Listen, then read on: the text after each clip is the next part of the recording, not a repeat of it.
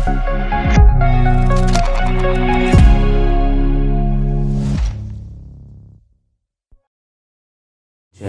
haqq wa zahaqal batil innal batila kana zahuqa. Rabbi shrah li sadri wa yassir li amri wa hlul 'uqdatam min lisani. Assalamualaikum warahmatullahi wabarakatuh.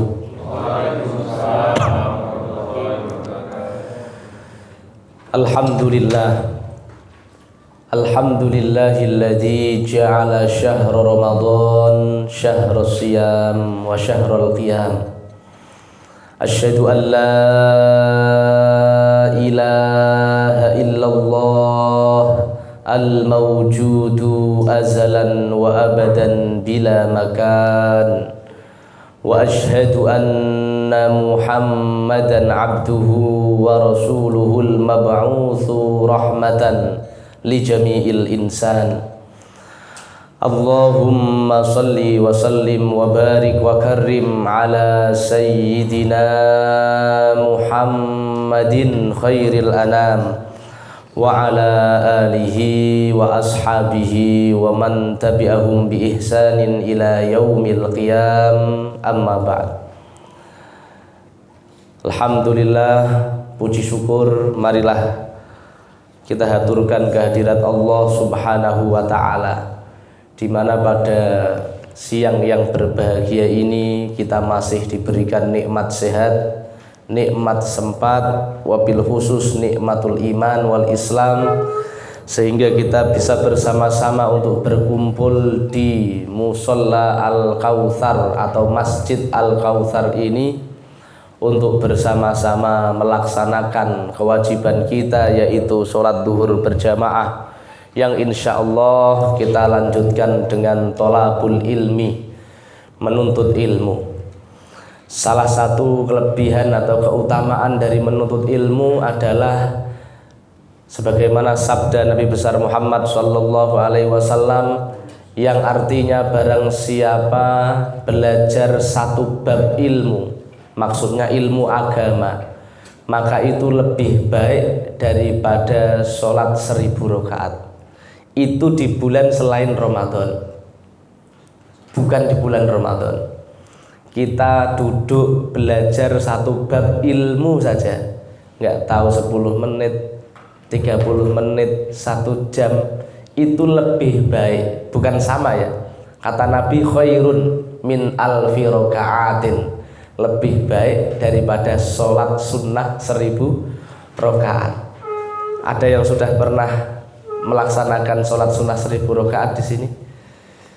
20 saja lututnya sudah ini ya. Kita terawih yang 20 itu lutut sudah lain-lain ini. Ini baru 20 rakaat. Gimana kalau 1000 rakaat? Gimana kalau lebih baik daripada 1000 rakaat? Nah kan mending kita duduk-duduk diniati dalam hati, niat saya tolabul ilmi. Memang di dalam agama kita menuntut ilmu itu sangat penting dan utama, ya. Oleh karena itu pahalanya lebih banyak daripada ibadah, ataupun ibadah yang paling besar pahalanya adalah ngaji, menuntut ilmu, sebagaimana yang ada di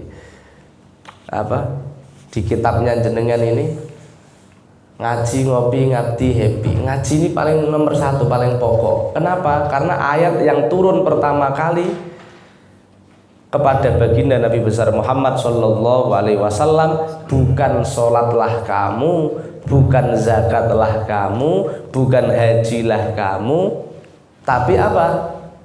Ngajilah.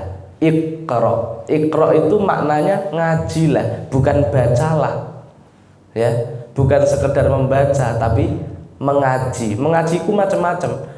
Mengaji Quran contohnya, kita belajar lafadznya Quran yang mengaji dengan membaca. Kita menghafal Al-Quran juga mengaji Quran.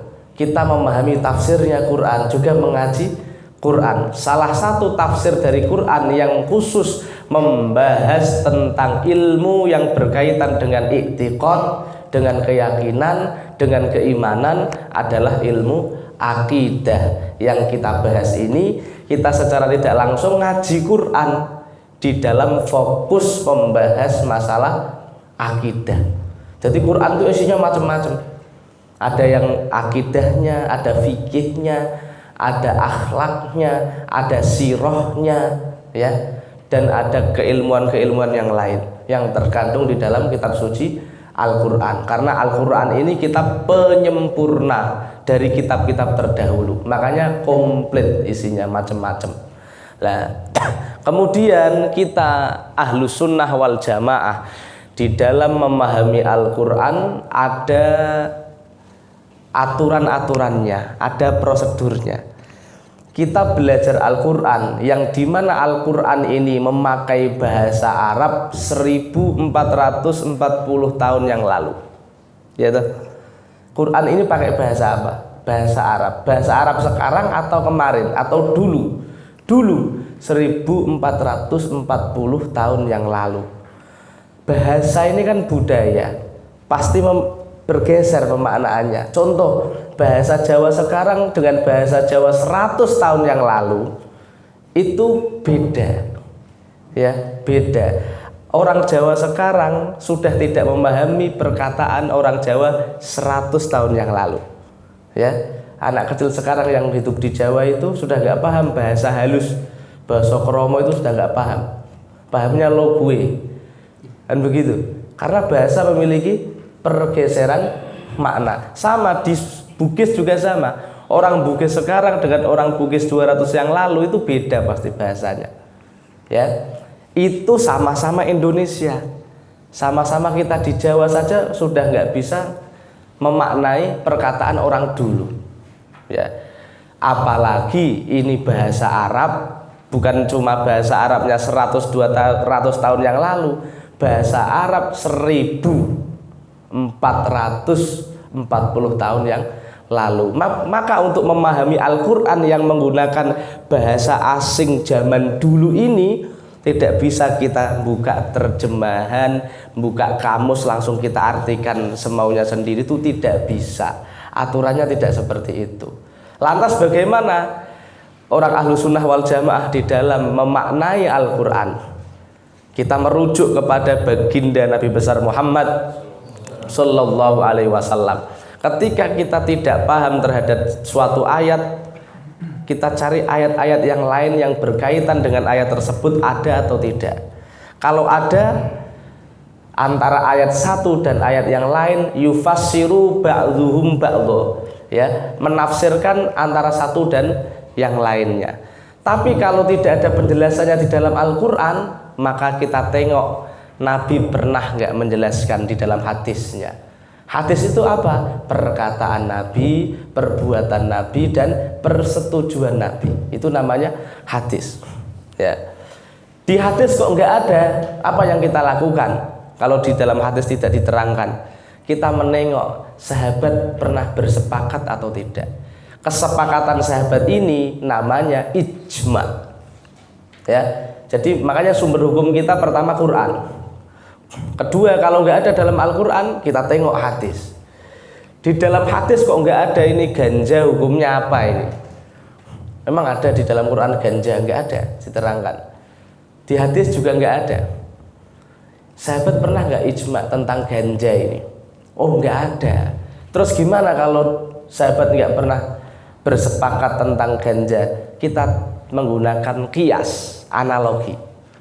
Ya, kita samakan dengan hukum yang sudah ada hukumnya, dengan kasus yang sudah ada hukumnya. Contoh, ganja punya sifat memabukkan atau menghilangkan akal, ya, bisa mengangkat akal manusia, kewarasan manusia. Kita cari ada nggak kasus di dalam Al-Quran maupun hadis sesuatu yang menghilangkan akal manusia yang sudah ada hukumnya. Kita tengok dalam Quran, oh ada, namanya khomer.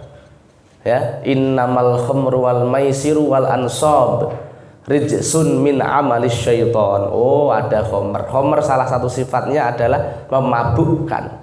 Maka dikiaskanlah, disamakanlah antara hukum kasus yang belum ada hukumnya, disamakan ke dalam kasus yang sudah punya hukum. Maka ada kaidah segala yang memabukkan itu haram.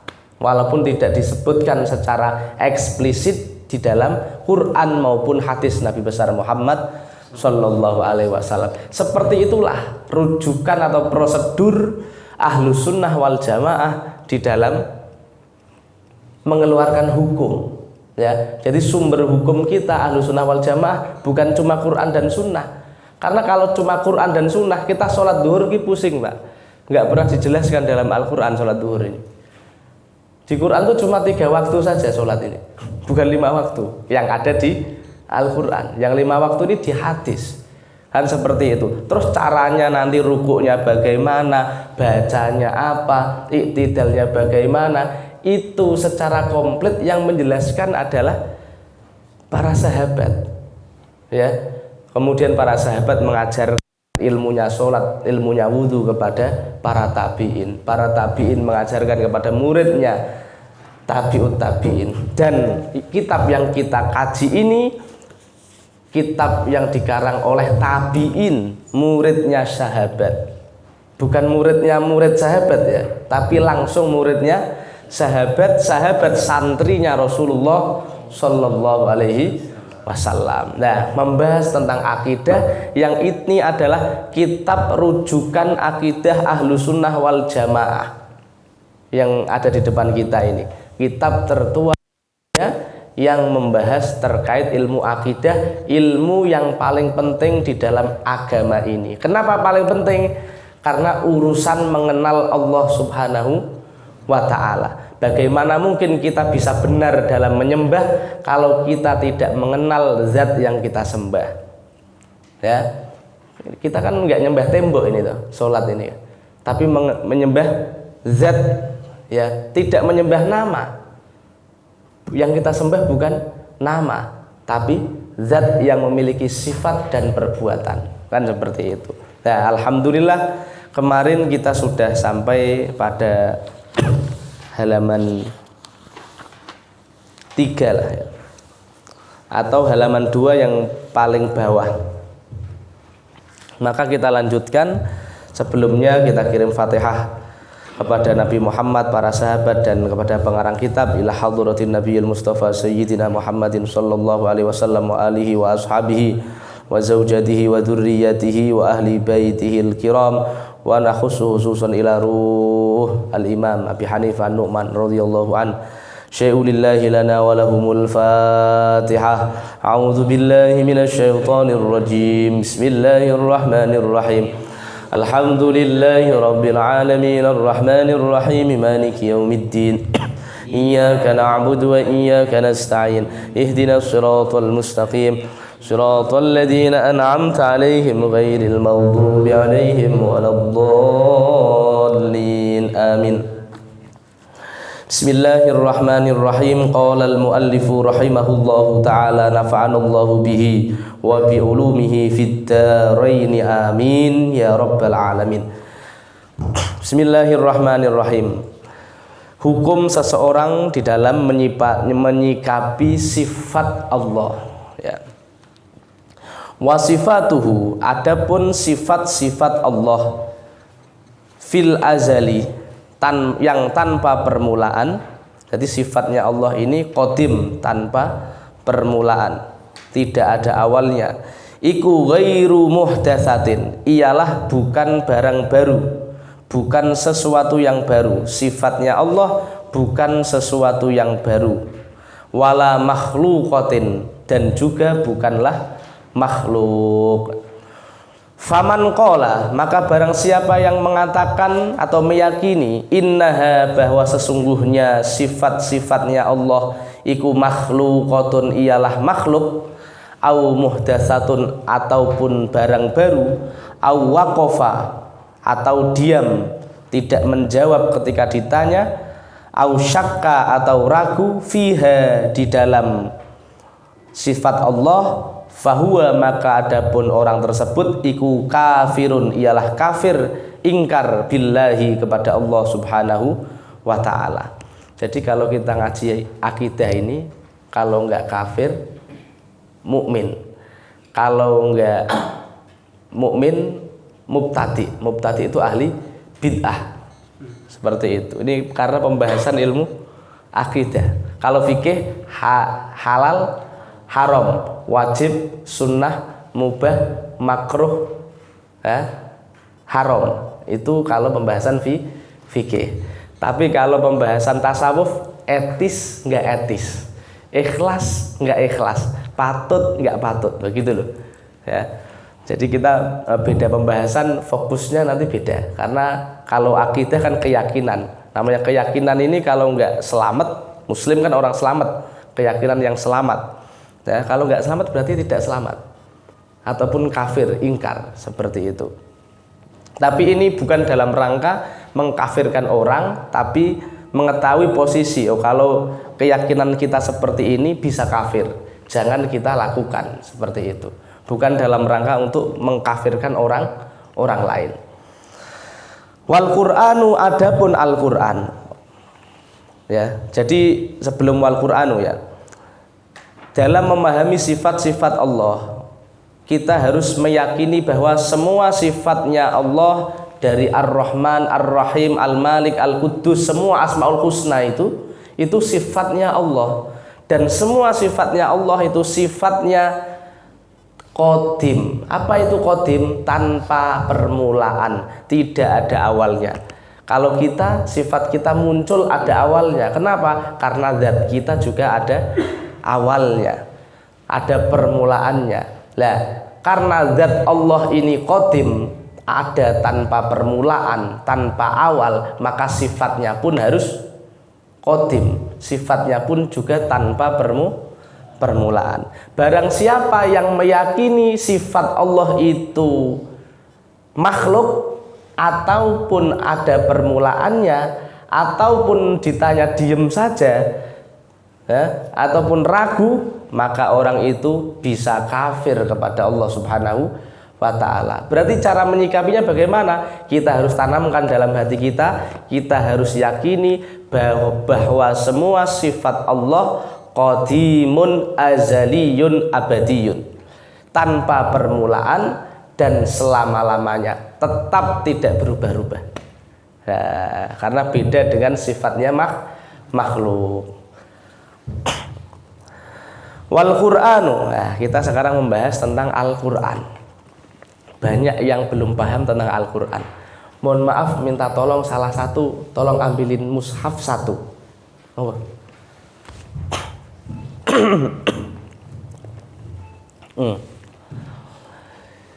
Sebelum kita bahas ini, perlu saya jelaskan, ini namanya bukan Quran. Ini namanya mushaf. Apa itu mushaf? Mushaf itu adalah kumpulan lembaran-lembaran yang tertulis, ya, kumpulan lembaran-lembaran. Nah, ini bahasa Arabnya mushaf. Kalau satu lembar namanya sohifah. Kalau beberapa lembar, contoh 5 lembar, namanya suhuf. Maka ada di Quran suhufi Ibrahim wa Musa, suhufnya Nabi Ibrahim dan Nabi Musa. Jadi Nabi Musa itu tidak cuma dapat Taurat, tapi juga dapat suhuf, lain lagi itu. Karena kitab yang diturunkan Allah ada 100, bukan cuma 4. Tapi yang wajib diketahui cuma 4. Tapi kalau keseluruhan ada 100. Begitu loh. Lah kalau segini ini namanya mushaf. Ya. Bukan Quran, tapi mushaf. Mushaf apa? Mushaf Al-Qur'an. Begitu loh. Nah, baru kita bahas Quran. Wal Qur'anu, adapun Al-Qur'an iku kalamullahi ta'ala, ialah firman Allah Ta'ala. Nah, kunci ini ya Pak. Quran adalah firman Allah, bukan perkataan Muhammad, ya, bukan juga cetakan yang mencetak buku, tapi Quran adalah kalamullah, firman Allah. Fil masahifi maktubun, di dalam mushaf ini, di dalam mushaf tertulis. Ini tulisan Al-Qur'an, ya. Kemudian wafil qulubi mahfudun, di dalam hati tersimpan. Maksudnya apa? Bisa dihafal. Orang hafal Quran itu orang yang menyimpan Al-Quran di dalam hatinya. Wa 'alal alsuni makruun, di lisan terbaca, bisa dibaca. Contoh Bismillahirrahmanirrahim, ada tulisannya? Ada tulisannya enggak? Enggak ada. Mana tulisannya? Alhamdulillahirabbil alamin, mana tulisannya? Tulisannya di mana? Di mushaf. Lah kalau terbaca di lisan, enggak ada tulisannya. Ya toh, adanya suaranya. Kan begitu? Oke, ini kita harus jeli ini. Poso-poso awan-awan kon mikir. Kemudian wa'alan nabi, dan kepada baginda Nabi alaihi salatu wassalam iku munazzalun, diturunkan. Quran ini diturunkan kepada Kanjeng Nabi Muhammad sallallahu alaihi wasallam. Nah, terus bawahnya lagi nih. Walafduna, adapun lafat kami, lafat kita bil Qur'ani terhadap Al-Qur'an iku makhlukun, ialah makhluk. Ya. Wa kitabatuna, tulisan kami lahu terhadap Al-Qur'an iku makhlukatun. Ini tulisan Al-Qur'an, Pak. Ya, semua lihat ini di mushaf ini. Ini tulisan ini yang nulis siapa ini? Penulis lah ya, yang mencetak lah ya, komputer lah ya. Lah, tulisannya ini makhluk. Tulisannya makhluk. Terus wa qiraatuna lahu makhlukatun. Bacaan kami ketika membaca Al-Qur'an terhadap Al-Qur'an ialah makhluk. Contoh saya baca ini. Alhamdulillahirabbil alamin. Suara saya atau bacaan saya ini makhluk, walaupun yang saya baca adalah Al-Qur'an, tapi suara saya adalah makhluk. Tulisan saya ketika menulis Quran juga makhluk. Wal Qur'anu ghairu makhluk. Adapun Al-Qur'an bukan makhluk. Ngeluh ya. Tulisan kita terhadap Al-Qur'an makhluk. Bacaan kita, suara kita ketika membaca Al-Qur'an itu juga makhluk. Tapi Qur'annya bukan makhluk. Berarti apa, Pak? Quran bukan tulisan Quran, Quran bukan bacaan Quran. Berarti Quran itu la sautan wala harfan wala lughatan. Bukan suara, ya, bukan huruf, bukan bahasa. Terus apa? Nanti akan kita bahas. Kemudian wa ma dzakarahullahu, dan informasi yang telah disebutkan Allah fil Qur'ani, di dalam Al-Qur'an, hikayatan an Musa, tentang kisah Nabi Musa alaihissalam, wa ghairihi, dan nabi-nabi yang lain, minal anbiya'i, wa an Fir'aun wa iblis, dan tentang kisah Fir'aun dan iblis. Fa inna dzalika, maka sesungguhnya hal tersebut, kullahu, semuanya, iku kalamullahi ta'ala, ialah firman Allah ta'ala, ikhbaron anhum, sebagai kabar informasi tentang keberadaan mereka. Jadi di dalam Quran ini kan ada cerita tentang Fir'aun, tentang Nabi Musa. Yang paling viral di Quran itu Nabi Musa sama Fir'aun, kejar-kejaran lah, apalah, kayak Tom and Jerry lah ya. Itu nabi-nabi yang lain. Kemudian ada cerita tentang iblis sama Nabi Adam dan lain sebagainya. Itu semua ya, itu firman Allah yang menceritakan tentang kisah mereka. Padahal Musa itu makhluk bukan? Makhluk. Iblis makhluk? Makhluk. Nabi-nabi yang lain yang dikisahkan dalam Al-Quran makhluk? Makhluk. Tapi Quran bukan makhluk. Walaupun menceritakan tentang makhluk, tapi Qurannya bukan makhluk. Quran tetap firman Allah yang membahas tentang makhluk. Kan begitu. Kok bisa? Quran kan berarti kalau bukan makhluk kan tanpa permulaan. Kok tahu Allah nanti bakal ada Musa? Iya, karena Allah Maha tahu. Allah Maha tahu sebelum menciptakan segala sesuatu. Allah itu tahu dulu sebelum semesta ini diciptakan, belum ada Fir'aun, belum ada Musa, belum ada Adam, belum ada langit bumi. Allah sudah tahu siapa yang nanti akan ada dan kapan adanya, dia jadi apa, rusaknya kapan, seperti apa. Allah sudah tahu sebelum menciptakan segala sesuatu. Itu akidah Ahlus Sunnah wal Jamaah. Bukan seperti Mu'tazilah. Orang Mu'tazilah itu menganggap, meyakini Allah baru tahu ketika sesuatu itu terjadi. Jadi Allah nggak tahu saya mau ngomong apa, itu nggak tahu. Menurut Mu'tazilah. Mu'tazilah itu siapa? Orang liberal lah. Ya. Orang liberal, kalau orang sekarang itu nyebutnya orang liberal. Orang yang mendewa-dewakan akal. Kalau kita Ahlus Sunnah menggabungkan antara Al-Quran, Sunnah dengan rasio. Ya, jadi ibarat begini, Pak. Quran ibarat matahari. Hadis atau sunnah Nabi ibarat rembulan, dan akal ibarat mata.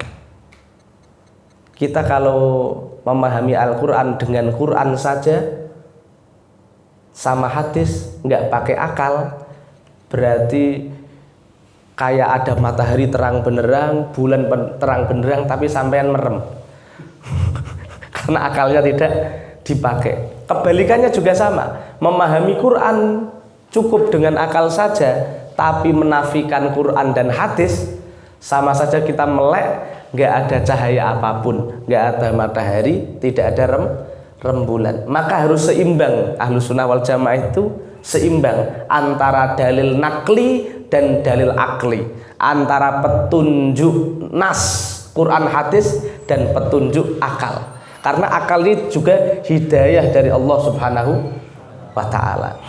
Nah, di sini nanti ada aliran-aliran yang tadi saya sebutkan. Mu'tazilah itu aliran rasionalis, ya, hanya menggunakan akalnya sehingga Quran hadis dianggap tidak penting. Ada yang kaum radikal, kaum Khawarij, ya. Dulu tuh ada yang membunuh Sayyidina Ali dan lain sebagainya, itu namanya kaum Khawarij, orang yang suka ngafirkan sesama Islam, ya, dikit-dikit kafir ini dia nggak pakai akal di dalam memahami agama. Kalau yang liberal tadi hanya pakai akal, nggak pakai dalil. Yang tadi Khawarij radikal tadi hanya pakai Quran hadis tapi akalnya tidak dipakai, makanya keras. Lah kita di tengah-tengah, Pak. Kita di tengah Ahlus Sunnah wal Jamaah. Kemudian firman Allah bukan makhluk. Firman Allah bukan makhluk. Wa kalamullahi ta'ala ghairu makhluk. Adapun firman Allah Ta'ala ialah bukan makhluk. Wa kalamu Musa wa ghairihi. Adapun perkataan Musa dan lain-lain dan selainnya minal makhluqin, dari makhluk-makhluk, iku makhluk, ialah makhluk. Wal Qur'anu kalamullah fahuwa qadim. Al-Quran ialah firman Allah yang memiliki sifat qadim. Ya, kalau saya bilang qadim berarti maknanya apa? Tanpa permulaan, tidak ada awalnya. Kalau saya bilang hadis, bukan hadis Nabi berarti kalau ilmu akidah. Kalau saya bilang hadis berarti baru. Ya, hadisun itu bahasa Arab maknanya baru. Qadimun itu bahasa Arab namanya terdahulu. Tapi dalam konteks ini qadim bermakna tanpa permulaan. Firman Allah itu qadim la kalamuhum, tidak ucapan mereka. Mereka siapa? Musa, ya, dan lain sebagainya.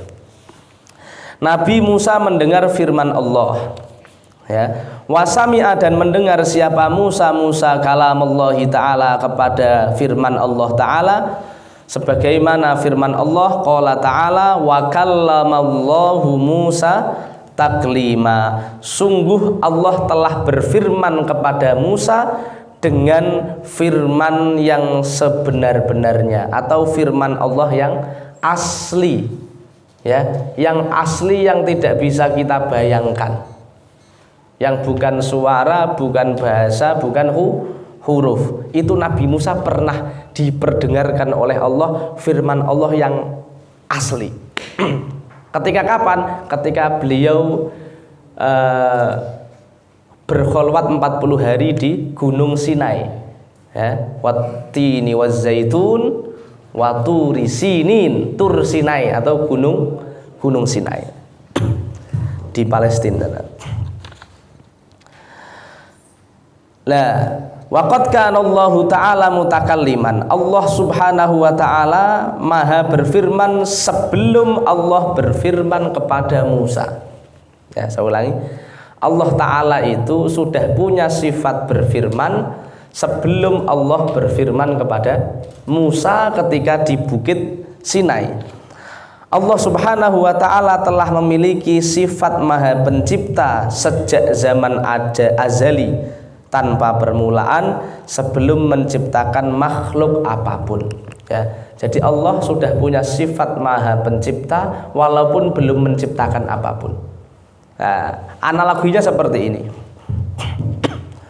Kita beli HP ya Pak, beli HP kita baru belum kita nyalakan, ya. Sudah pernah kita buat teleponan atau belum itu HP? Belum. Sudah pernah kita buat internetan atau belum? Belum.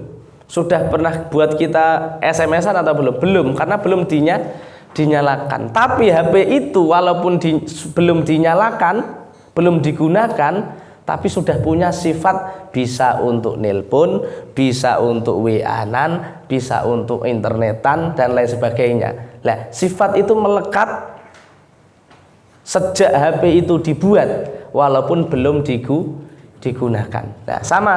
Jadi sifatnya Allah yang Maha berfirman, Maha berkuasa, Maha mengetahui dan sifat-sifat yang lain itu melekat tanpa permulaan karena Allah ada tanpa permulaan, ya. Allah ada sebelum segala sesuatu ini ada. Dan Allah akan tetap ada walaupun segala sesuatu yang ada ini sudah tiada. Bahkan Allah sudah ada sebelum kata ada itu ada. Kan begitu. Ya, jadi Gusti Allah itu ono saurunge ono. Ya, sebelum kata ada itu ada, Allah sudah ada. Ya, makanya sifatnya Allah juga sama tanpa permulaan. Itu barusan bel apa Pak Er? Bel masuk? Sudah jam 1 ya? Oh, ini pembahasan Quran belum selesai, kita lanjutkan besok. Kalau ada pertanyaan silahkan ditanyakan, monggo. Kalau nggak ada kita tutup dengan baik. Mungkin yang di belakang tirai ada. Monggo. Dan masalah akidah harus clear ya Pak, harus clear, nggak boleh ada kejanggalan, nggak boleh ada kejanggalan. Silakan. Kalau nggak ada pertanyaan saya yang tanya. Jadi gini, Quran ini Pak, dulu sudah pernah kita bahas di sini aslinya bab Al-Quran itu ya dulu ya. Bagi yang berangkat pasti sudah paham. Jadi tadi kan disampaikan bahwasannya bacaan kita ketika membaca Al-Quran itu makhluk. Kenapa makhluk? Karena bacaan kita bersumber dari kita. Kita makhluk ya, yang keluar dari makhluk adalah makhluk. Kan seperti itu. Nah, kitabatuna, tulisan kita terhadap Al-Quran juga. Kenapa? Karena itu tulisan kita. Ya, jadi ibarat seperti ini. Terus Quran bukan makhluk. Terus ini apa? Terus ini apa ini? Ini berarti bukan Quran. Ayo, ini Quran bukan Mbak? Ini adalah, kalau kita sebut itu apa? Ya Quran. Sebut itu apa? Itu Quran. Tapi bukan hakikat Al-Quran. Tapi mushaf ini, tulisan ini adalah simbol yang merujuk kepada hakikat Al-Quran. Saya sering menyontohkan. Contoh, kita lihat foto Presiden Jokowi. Ada foto Presiden Jokowi di sini, jepret, ya dah? Kemudian ada orang Pak Har tanya pada saya, Gus itu siapa? Saya bilang itu Jokowi. Saya bilang itu Pak Jokowi, Presiden Republik Indonesia. Pertanyaannya, apakah benar itu Pak Jokowi? benar. Apakah itu benar hakikatnya Pak Jokowi? Bukan, itu adalah gambarnya Pak Jokowi yang merujuk kepada hakikat Pak Jokowi, tapi bukan hakikat Pak Jokowi, hanya simbolnya Pak Jokowi. Sama, ini mushaf ini, tulisan ini adalah simbol yang merujuk kepada hakikat Al-Quran. Sama, saya membaca Alhamdulillahirabbil alamin. Bacaan saya ini adalah simbol yang merujuk kepada hakikat Al-Quran, tapi bukan hakikat Quran yang sebenarnya. Karena Quran itu bukan bahasa, bukan suara, bukan huruf, bukan tulisan. Terus apa? Ya yang bukan-bukan pokoknya. Ya, kalau bisa seperti apa, maka berarti Quran sama dengan yang lain, sama dengan makhluk. Padahal Quran itu kalamullah, bukan makhluk, tidak seperti makhluk. Laisa kamitslihi syai', tidak seperti apapun. Enggak ada pertanyaan ya?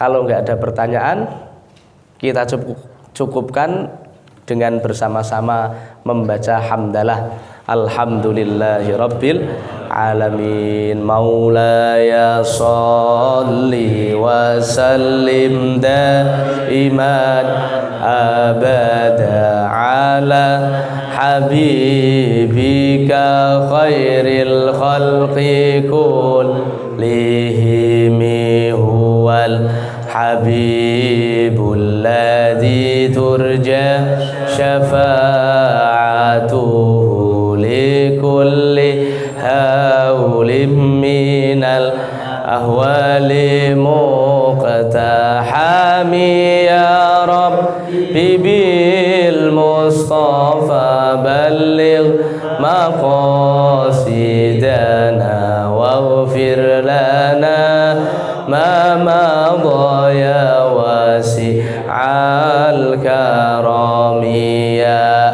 arhamar rahimin ya arhamar rahimin ya arhamar rahimin farij 'alal muslimin ya Allah biha ya Allah biha ya Allah bi husnil khatimah ya Allah biha ya Allah biha ya Allah bi husnil khatimah sallallahu rabbuna ala nuril mubin Ahmad al-Mustafa sayyidil mursalin wa ala alihi wa sahbihi ajma'in. Taqabbalallahu minna wa minkum. Kepada jamaah yang belum mengikuti sesi pertama kemarin yang kita lakukan hari Sabtu, bisa dilihat nanti di channelnya Pak Har ataupun di Musola Al Kautsar ya, Facebooknya Musola Al Kautsar atau Rijalul Ansor Kuala Kencana, atau di FB saya, tapi belum tayang. Tayangnya kapan Pak Hanif? Jangan lupa like, komen, dan tidak bisa di subscribe. Karena apa? Karena Facebook kan begitu. Oh YouTube juga, oh berarti bisa di subscribe. Wallahul muwaffiq ila aqwamit thoriq. Wassalamualaikum warahmatullahi wabarakatuh. Waalaikumsalam.